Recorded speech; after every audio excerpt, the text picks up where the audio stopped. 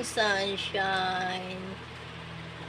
Good morning. Tinatamad akong bumangon. Hi! Good morning to all. Good morning. Good morning.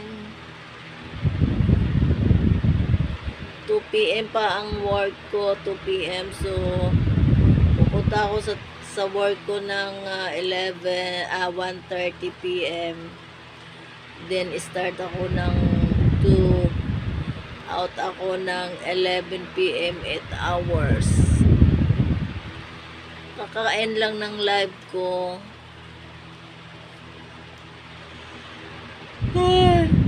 Thank you, Lord, for waking me.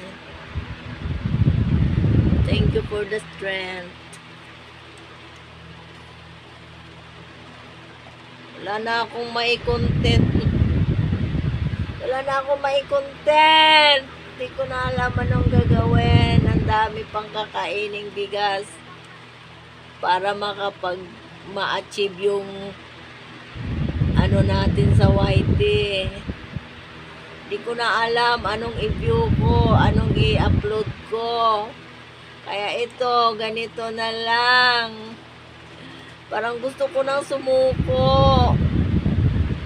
Ano pa bang gagawin? Tiningnan ko yung dashboard na ko. Ang dami pang kakainin.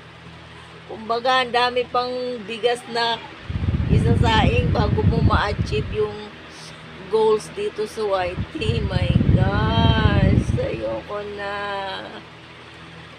Bago pa nga lang, nasa 200 views pa lang ako, 200 subs pa lang ako. Parang gusto ko nang sumuko. Ano kayang gagawin ko? Tapos makakapag-live lang ako pag uwi ko from work. Yung problem ko, anong i-content ko everyday? Oh my gosh. Help me make it through the night. Ano kaya sa akin si YT? Abangan na lang natin kung ano pang magagawa natin.